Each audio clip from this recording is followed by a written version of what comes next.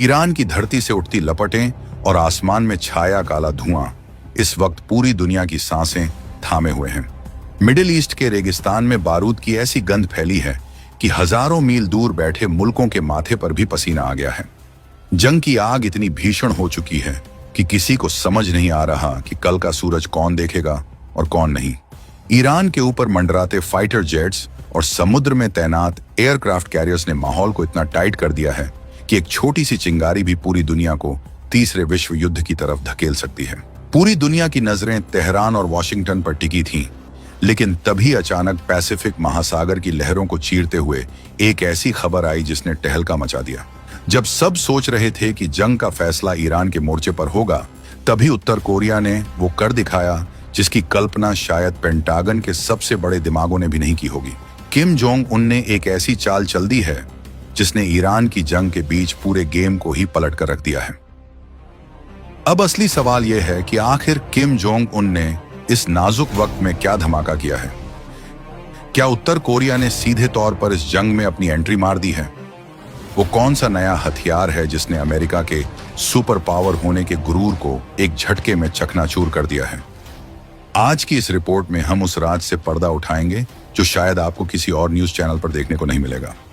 हम बात करेंगे उस 5000 टन के लोहे के दैत्य की जिसने समुद्र के बीचों बीच अपनी ताकत का प्रदर्शन करके दुनिया के नक्शे पर नई लकीरें खींच दी हैं।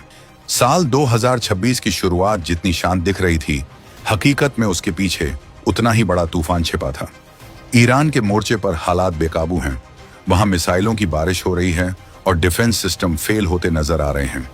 पश्चिमी देश अपनी पूरी ताकत ईरान को घेरने में लगा चुके हैं, लेकिन इसी अफरा तफरी के बीच किम जोंग उन ने अपनी नौसेना के सबसे नए और सबसे घातक योद्धा चो ह्योन क्लास डिस्ट्रॉयर को समंदर में उतार दिया है। ये कोई मामूली जहाज नहीं है, बल्कि 5000 टन का वो तैरता हुआ किला है जो अपने साथ मौत का सामान लेकर चलता है।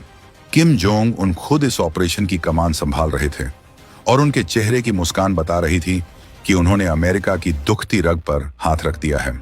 इस चो ह्योन क्लास डिस्ट्रॉयर की सबसे बड़ी खासियत इसकी स्ट्रेटेजिक क्रूज मिसाइलें हैं। आप इसे ऐसे समझिए कि ये मिसाइलें रडार की नजरों से बचकर पानी के ऊपर बहुत कम ऊंचाई पर उड़ती हैं और अपने टारगेट को तबाह करने तक किसी की पकड़ में नहीं आती।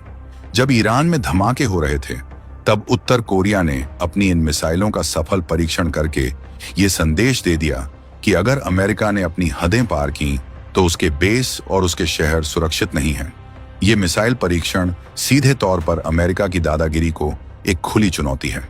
किम जोंग उन ने दिखा दिया है कि उनके पास अब वो टेक्नोलॉजी है जो किसी भी मिसाइल डिफेंस सिस्टम को बौना साबित कर सकती है। अब जरा इस मंजर की कल्पना कीजिए। एक तरफ ईरान अपनी पूरी ताकत से लड़ रहा है और दूसरी तरफ उत्तर कोरिया अपने घातक हथियारों का प्रदर्शन कर रहा है। ये कोई इत्तेफाक नहीं है। 2026 की जियोपॉलिटिक्स में ये एक सोची समझी रणनीति का हिस्सा लग रहा है। ईरान और उत्तर कोरिया का ये अनकहा तालमेल पश्चिमी देशों की रातों की नींद उड़ाने के लिए काफी है। चो ह्योन क्लास डिस्ट्रॉयर से जिस तरह मिसाइल दागी गई, उसने ये साबित कर दिया कि उत्तर कोरिया की नेवी अब केवल तटीय इलाकों तक सीमित नहीं रही, बल्कि वो अब गहरे समंदर में जाकर शिकार करने के काबिल हो गई है। 5000 टन के इस जहाज में जो रडार और वेपन सिस्टम लगे हैं, वो रूस और चीन की लेटेस्ट टेक्नोलॉजी से मेल खाते हैं। इधर भारत में बैठकर हम जब इन घटनाओं को देखते हैं तो समझ आता है कि दुनिया कितनी तेजी से बदल रही है। भारत ने हमेशा शांति की बात की है, लेकिन आज का भारत अपनी सुरक्षा को लेकर भी उतना ही सजग है। 2026 का भारत अब केवल दर्शक बनकर नहीं बैठा है। हमारी इंटेलिजेंस एजेंसियां भी इस पल पल बदलते घटनाक्रम पर नजर गड़ाए हुए हैं। किम जोंग उनका ये कदम ग्लोबल पावर स्ट्रक्चर को हिला देने वाला है। अमेरिका जो अब तक ईरान को दबाने की कोशिश कर रहा था, उसे अब अपनी पीठ पीछे से आने वाले इस खतरे की चिंता सताने लगी है। ये मिसाइलें केवल हथियार नहीं हैं, बल्कि ये एक बयान है कि अब दुनिया एक ध्रुवीय नहीं रही। तकनीकी भाषा में कहें तो इन स्ट्रेटेजिक क्रूज मिसाइलों की रेंज और सटीकता ने सबको हैरान कर दिया है। ये मिसाइलें पिन पॉइंट एक्यूरेसी के साथ अपने लक्ष्य को भेज सकती हैं। मतलब अगर आपने खिड़की का निशाना साधा है तो मिसाइल खिड़की के अंदर ही जाएगी। और जब इसे 5000 टन के एक भारी भरकम डिस्ट्रॉयर से लॉन्च किया जाता है तो इसकी मारक क्षमता कई गुना बढ़ जाती है। चो ह्योन क्लास का ये जहाज स्टेल्थ फीचर्स से लैस है, यानी इसे रडार पर पकड़ पाना लोहे के चने चबाने जैसा है। किम जोंग उन ने इस टेस्ट के दौरान जिस तरह की कॉन्फिडेंस दिखाई, उसने ये साफ कर दिया कि उनकी तैयारी पूरी है। लेकिन क्या आपको लगता है कि यह सिर्फ एक सामान्य सैन्य अभ्यास था? बिल्कुल नहीं। इसके पीछे की टाइमिंग को देखिए। ईरान जंग में बुरी तरह घिरा हुआ है, उस पर प्रतिबंधों का पहाड़ टूटा हुआ है। ऐसे में उत्तर कोरिया का ये एक्शन अमेरिका के लिए टू फ्रंट वॉर जैसी स्थिति पैदा कर सकता है।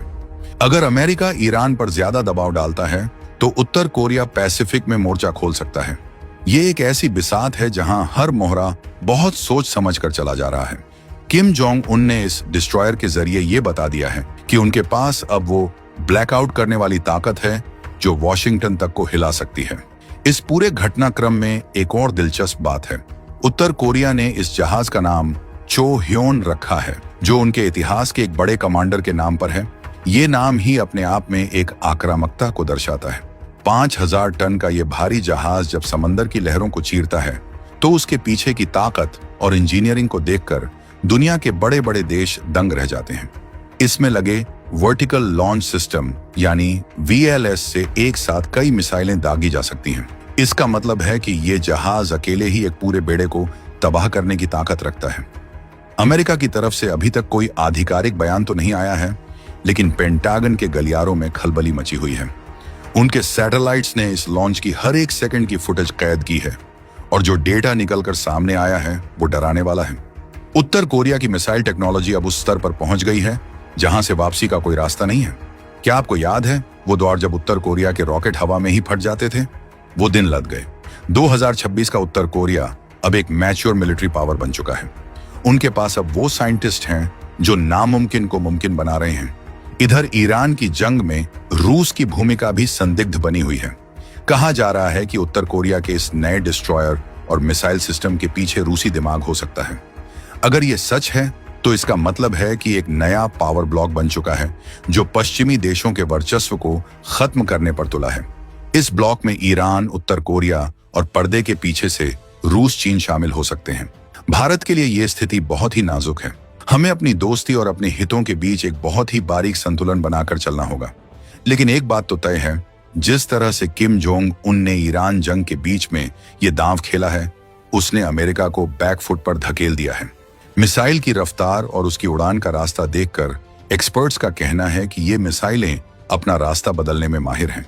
यानी अगर कोई इंटरसेप्टर मिसाइल इसे रोकने आएगी तो ये उसे चकमा देकर निकल जाएगी।